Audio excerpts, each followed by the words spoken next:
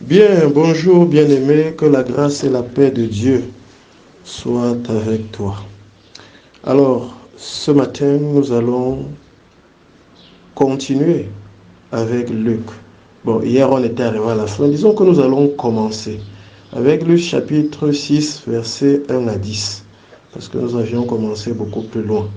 Donc aujourd'hui, nous allons, à travers le même chapitre du verset 1 à 10, découvrir l'amour de Dieu.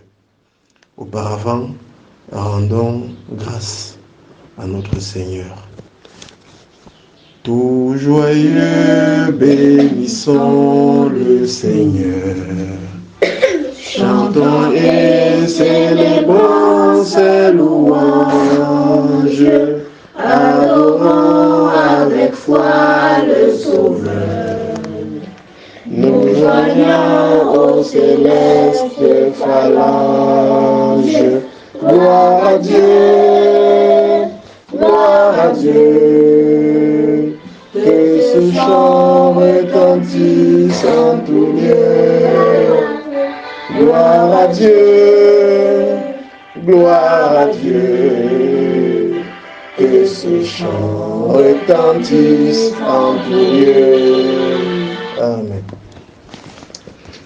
Alors, Luc chapitre 6, versets 1 à 10. Il arriva un jour de sabbat appelé second premier, que Jésus traversait des champs de blé. Ses disciples arrachaient des épis et les mangeaient après les avoir froissés dans leurs mains.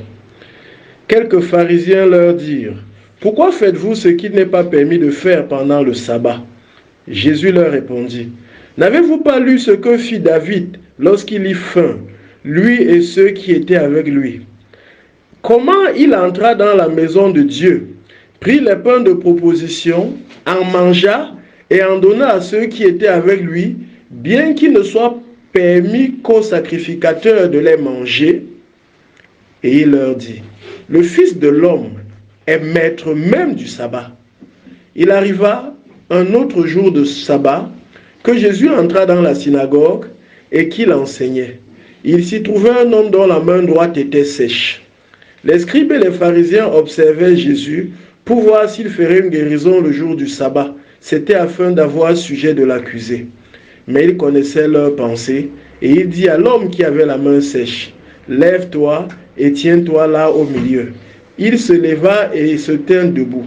Et Jésus leur dit: « Je vous demande s'il est permis, le jour du sabbat, de faire du bien ou de faire du mal, de sauver une personne ou de la tuer. » Alors, promenant ses regards sur eux tous, il dit à l'homme: « Étends ta main. » Il le fit et sa main fut guérie. Amen. Ce texte est un texte extrêmement important que beaucoup de chrétiens devraient réellement méditer.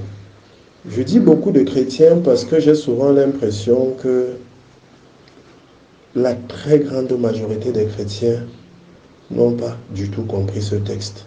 J'ai presque envie de dire, ont compris le texte à l'envers. Bon, c'est une impression.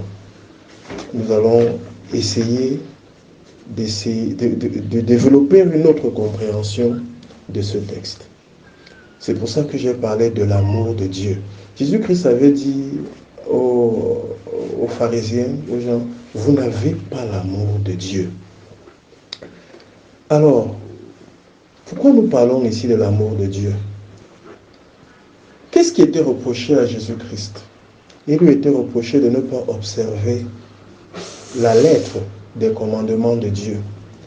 Je dis la lettre parce qu'en réalité, le sabbat est institué par le 4e commandement, le 4e des 10 commandements de Dieu. Le 4e commandement institue le sabbat comme étant le jour de repos, le jour pendant lequel on ne fera aucun ouvrage. Aucun. Même pas nos animaux ne devraient faire des ouvrages ce jour-là. Donc le sabbat fut institué par Dieu et Dieu a demandé d'honorer ses sabbats. Et Jésus-Christ arrive, il y a un jour de sabbat et il soigne des gens. Beaucoup de chrétiens qui regarde la loi à la lettre, et c'est ce que faisaient les pharisiens à cette époque, continue aujourd'hui à agir sans s'en rendre compte exactement comme ces pharisiens-là, à faire ce que j'appelle habituellement le pharisianisme chrétien, qui consiste justement à ne regarder de la loi que la lettre, sans avoir cherché à comprendre l'amour de Dieu. Qu'est-ce que je veux dire? Rappelez-vous que Jésus-Christ a appelé Dieu notre Père. Jésus-Christ, en appelant Dieu Père, nous donne un autre visage de Dieu, le vrai visage de Dieu. Je l'ai déjà dit, beaucoup de chrétiens, sans s'en rendre compte, et même d'enseignants chrétiens, ont fait de l'évangile ce que j'appelle habituellement l'évangile de la menace et de l'interdiction. L'évangile dans lequel on a essentiellement dit ne fais pas ci, ne fais pas ça, parce que sinon tu auras l'enfer, sinon tu auras telle punition, tu auras ceci ou ça. Sans le vouloir, sans s'en rendre compte, ils ont présenté Dieu comme un méchant dictateur, tout simplement. Sans le vouloir, sans s'en rendre compte. Mais Jésus-Christ nous fait appeler Dieu Père. Le Père aime ses enfants. Tout Père sait que toutes les règles qu'il donne à ses enfants, ce n'est pas pour montrer à quel point il est méchant, à quel point il est dictateur, à quel point il est autoritaire, mais il les donne pour le bien de ses enfants. Il est important, je l'ai déjà dit, je le dis encore, que les chrétiens comprennent que Dieu leur donna la loi pour leur bien. Dieu leur donna des règles pour le bien de ses enfants.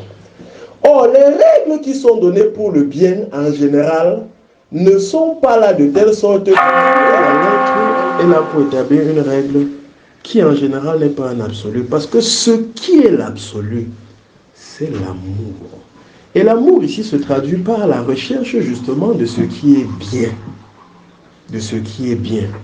J'ai souvent pris l'exemple justement parlant du sabbat. Si on a dit qu'il faut laisser une voiture au repos une fois par semaine, parce que c'est ça qui fera que cette voiture puisse durer de nombreuses années avant de se gâter. Et c'est une règle qui a été donnée, si je ramène à nous-mêmes, ce serait reposez-vous une fois par semaine pour que vous puissiez vivre longtemps. Cherchez à atteindre les 120 années que Dieu a prévues comme durée de la vie de l'homme sur terre. Mettez ce repos-là en place. Et qu'un matin, quelqu'un est malade, près de la mort, et qu'il faut l'amener d'urgence à l'hôpital, est-ce qu'on va dire que, parce que c'est un jour de repos, laissons-le mourir, parce qu'il faut qu'aujourd'hui la voiture se repose? Non, ce n'est pas possible. Parce que le repos a été institué justement pour qu'on puisse vivre longtemps, et non pas pour qu'on fasse mourir les gens trop tôt. Il faut apprendre à regarder derrière la loi que Dieu a donnée, l'expression de son amour, et mettre toujours en priorité cet amour-là. Quand on n'a pas compris ça, on est essentiellement collé à la lettre de la loi. Et cela n'est pas bien, parce qu'on n'est pas dans l'amour de Dieu. Et c'est à cause de cela que les chrétiens ont trop vite dit, oui, nous sommes affranchis de la loi, ça veut dire que nous n'avons plus rien à faire avec la loi. Moi, j'ai souvent dit, je suis chrétien, je ne mange pas le porc. Et quand on me demande, pourquoi tu ne manges pas le porc? Je dis, parce que c'est interdit dans la loi, de la Bible. On dit, mais est-ce que toi, en tant que chrétien, tu es soumis à la loi? Je dis, non, je ne suis pas soumis à la loi. Je ne suis pas soumis à la loi de Moïse. Mais je crois que Dieu, en tant que Père aimant, s'il m'a donné cette loi à ce moment-là, c'est qu'il était sûr que c'était quelque chose de bien pour moi. Ce n'était pas par rapport à sa dictature. Et parce que c'est bien pour moi, je continue à m'en tenir à cela. Je ne suis pas soumis à la loi parce qu'il y a des choses que la loi disait qui pour moi aujourd'hui ne sont plus applicables et ne sont plus appliquées. Tout simplement. Mais il y a des choses pour lesquelles quand je regarde, je ne vois pas pourquoi je devrais arrêter de les appliquer. Voilà. Alors, l'autre jour, je lisais sur Yahoo une dame qui a failli être tuée par un virus ou une bactérie qu'elle a acquise en mangeant le porc. Et elle a mangé un porc qui justement souffrait, je ne sais pas de quoi, mais n'avait pas été suffisamment cuit. Et il a fallu que les médecins détectent à temps et fassent passer une opération à cette dame. Sinon, effectivement, elle passait de la vie à la mort. Et si vous faites des recherches sur Google, justement, vous verrez qu'il y a beaucoup de dangers dans cette consommation-là. Naturellement, quelqu'un me dira, oh bon, on mange ça depuis tout le temps, qu'est-ce que ça fait? Je dis toujours oui. Sauf que quand on dit que Dieu avait fixé l'âge de l'homme à 120 ans, quand les gens meurent à 60 ans, on pense qu'ils sont déjà patriarches, ils ont trop longtemps vécu. Mais ils sont arrivés où? La moitié de ce que Dieu avait fixé? Non. Quelqu'un va me dire, oui, moi je sais cuire jusqu'à être sûr qu'il n'y aura pas de problème. Je dis, ok, libre à toi, de toutes les façons, nous ne sommes pas soumis à la loi. Maintenant, chacun fait selon sa prudence, selon sa compréhension. Quand moi, je ne sais pas exactement pourquoi Dieu avait dit quelque chose, je ne sais pas tout ce qu'il avait envisagé derrière, et que je ne vois pas absolument quel est l'amour que je vais exprimer en le transgressant, je m'en tiens simplement à ça. Parce que je dis que fondamentalement, ce qui nous intéresse, c'est l'expression de l'amour de Dieu, la compréhension de la justice de Dieu. Donc, quand vous partez de ce principe, vous pouvez analyser chaque situation. J'aime souvent dire, le commandement le plus court, c'est tu ne tueras point. Tu ne tueras point, c'est le commandement le plus court. Mais aucun chrétien en lisant ce commandement n'a compris qu'il ne devait plus tuer les mouches, il ne devait plus tuer les souris, il ne devait plus tuer les cafards et tout le reste. Pourtant, le commandement n'a pas fait d'exception. Le commandement s'est arrêté à tu ne tueras point. Il n'y a pas d'exception dans ce commandement. Comment donc quelqu'un peut le lire et se lever à aller tuer les mouches, se lever à aller tuer les souris? Parce que la personne qui le fait transgresse ce texte tel qu'il est écrit. Mais les chrétiens, quand ils le font, ils vont vous dire non. En fait, Dieu voulait dire qu'on ne doit pas tuer les humains. Mais sauf que le Dieu qui voulait dire qu'on ne doit pas tuer les humains a aussi dit ailleurs que si quelqu'un te dit allons adorer d'autres dieux, allons nous prosterner, allons vers d'autres dieux, tu dois le tuer, tu dois absolument le tuer. Donc il a permis quelquefois de tuer des humains. Est-ce qu'il y aurait une contradiction entre un commandement qui a dit tu ne tueras point et un autre qui permet de tuer les humains? C'est là qu'il faut comprendre l'esprit de la loi. L'esprit de la loi de Dieu qui est, comme Jésus-Christ l'avait dit, résumé dans les deux plus grands commandements. Le premier, tu aimeras le Seigneur ton Dieu de tout ton cœur, de toute ton âme, de toute ta pensée. Le second, tu aimeras ton prochain toi-même. L'esprit de la loi de Dieu, c'est l'expression de l'amour. Tout simplement. Tu ne tueras point, on ne le prend pas à la lettre tel qu'écrit, parce qu'on comprend qu'il y a derrière un message. Et ce message, comme certains ont dit, c'est tu ne commettras pas de meurtre.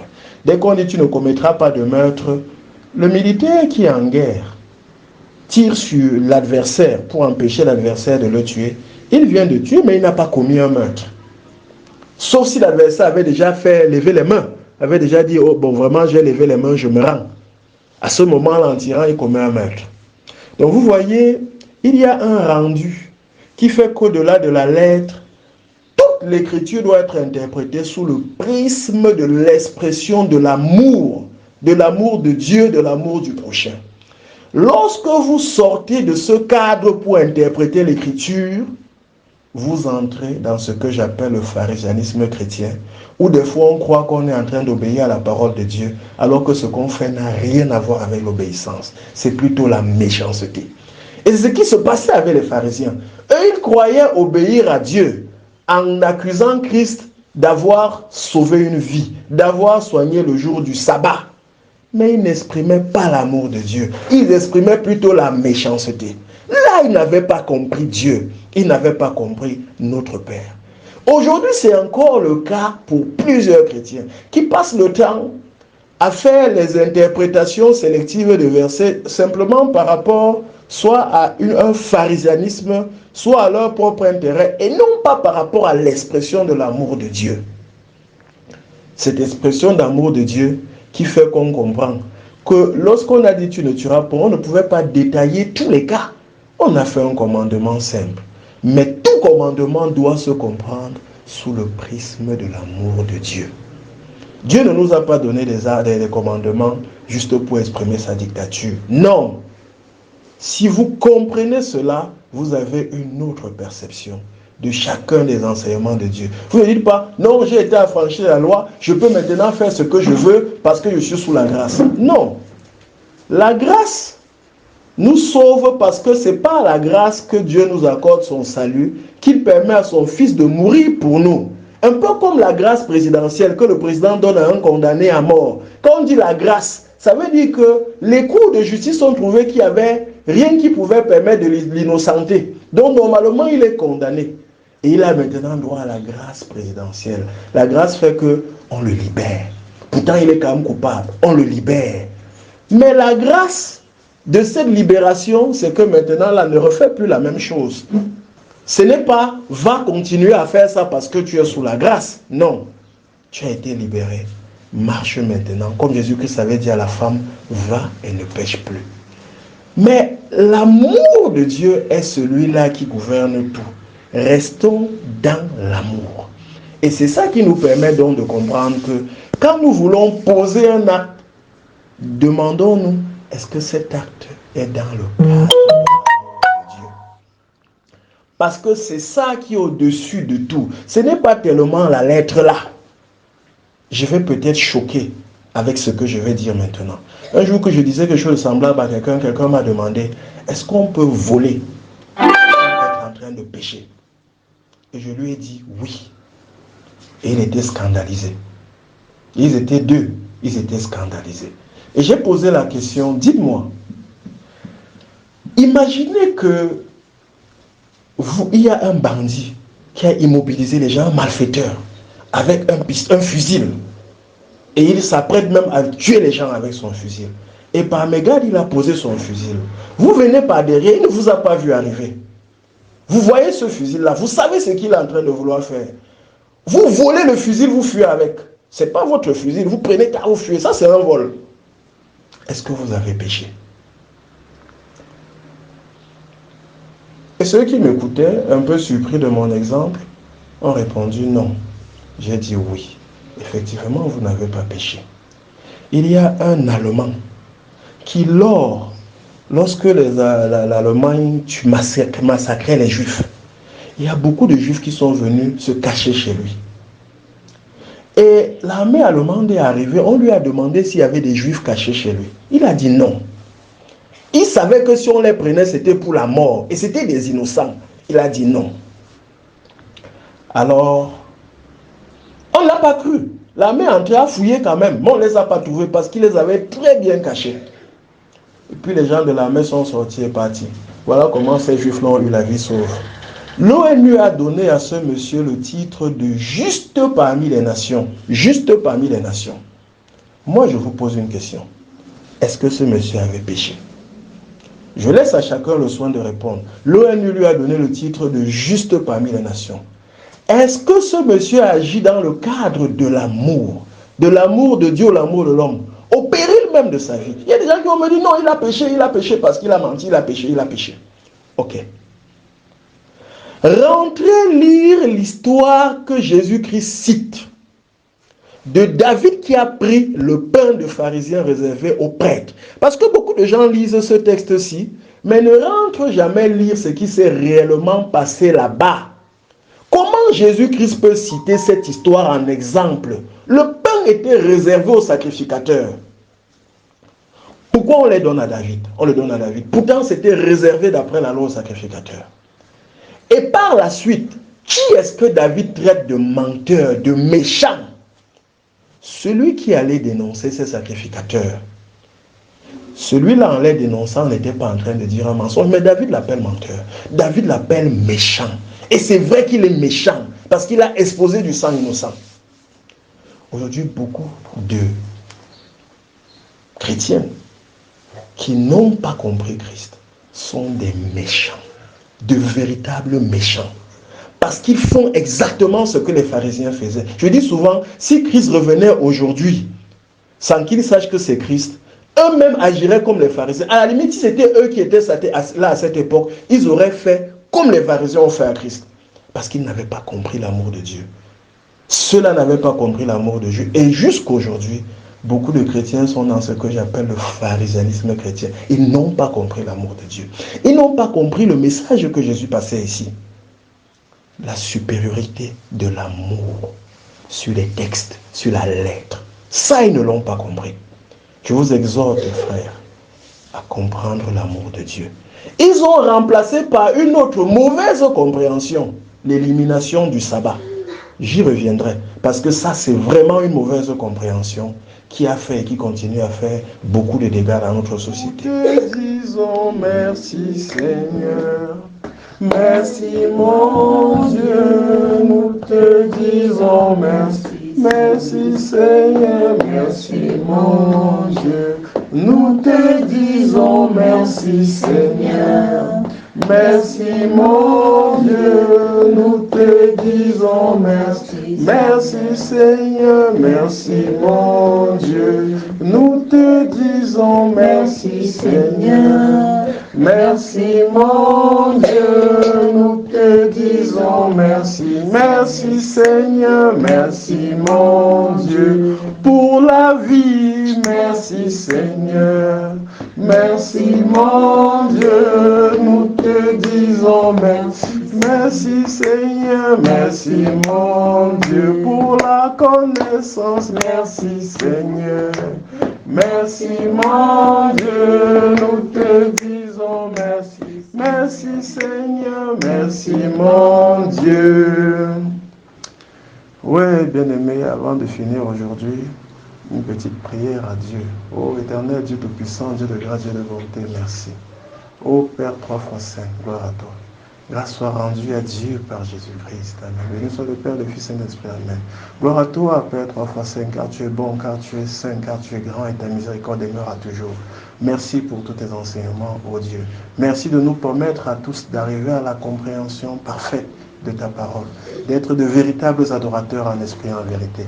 Je te prie, ô Père éternel, Dieu Tout-Puissant, afin que toute personne qui écoute ce texte, ô Dieu, que tu la bénisses particulièrement en ce jour où elle écoute, ô Père, et que tu te manifestes, que tu manifestes ta présence dans ta vie, ô Dieu, que tu la touches, que tu lui accordes ta guérison, que tu lui accordes, ô Dieu, ta délivrance, que tu lui donnes de vouloir réellement te connaître, ô Dieu, que tu l'attires à toi, ô Père. Je prie, ô Père éternel, afin que tu donnes, que ta parole produise son effet. Au nom de Jésus-Christ, Père éternel. Amen. Amen.